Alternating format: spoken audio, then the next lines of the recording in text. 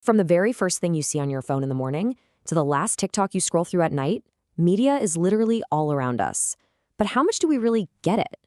Today, we are going to pull back the curtain and give you the essential guide for navigating this wild world of information that shapes our lives every single day.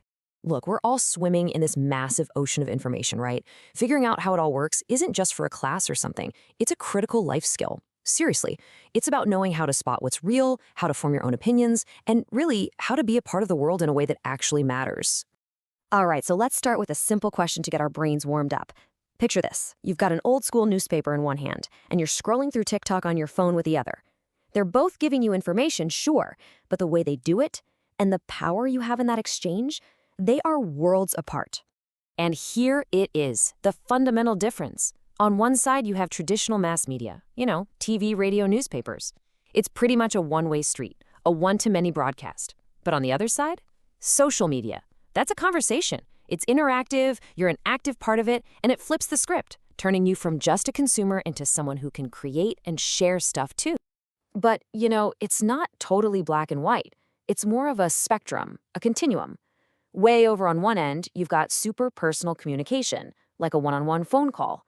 On the other end, pure mass media, like a big TV broadcast. But look at all that stuff in the middle.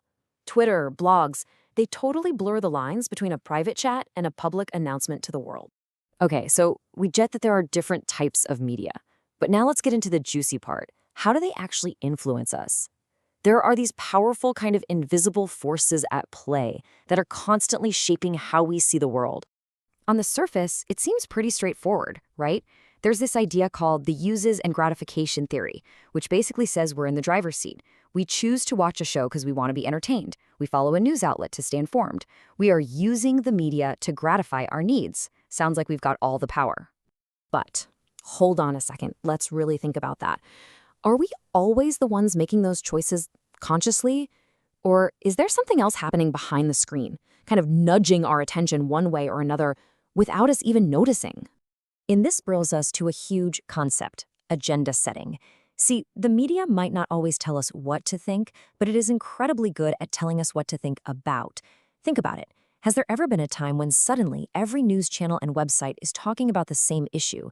They didn't tell you how to feel about it, but they made darn sure it was on your mind. That, right there, is agenda setting. So, who's making these calls? Well, they're called gatekeepers. These are the people, the producers, the editors, the advertisers, even the algorithms, who decide which stories get through the gate and which ones get left behind. They're the invisible filters for pretty much everything we see. Now, when this filtering happens over a long time, you get what's called cultivation theory. It's the idea that the media we consume slowly, bit by bit, cultivates a particular view of the world in our minds. The classic example is this. If you watch a ton of crime shows, you're way more likely to believe that the world is a much more dangerous place than it actually is.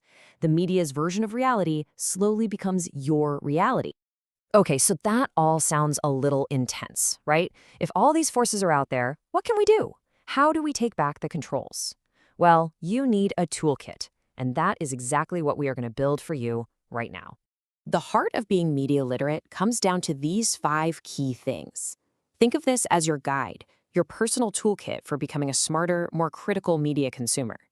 Let's dive in. The process is actually pretty simple, but it's so powerful. First, you access the information. Then, you understand its influence. Next, you analyze how it's put together. After that, you evaluate the message. And finally, this is key, you respond actively. It's a full circle of being a conscious consumer. So, let's break down those first 2.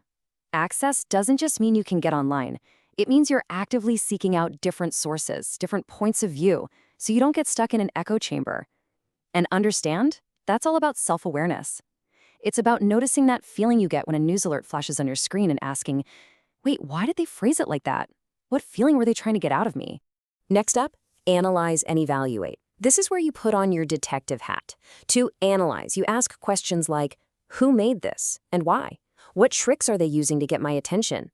And to evaluate, you ask, is this legit? Is there any proof here? Or are they just using what's called puffery? Those big, exaggerated claims like the best burger in the world to sell me something.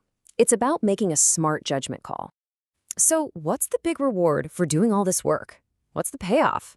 It is a complete shift in how you relate to media. You go from being just a passive consumer, just taking it all in, to becoming an active, empowered participant in the whole conversation.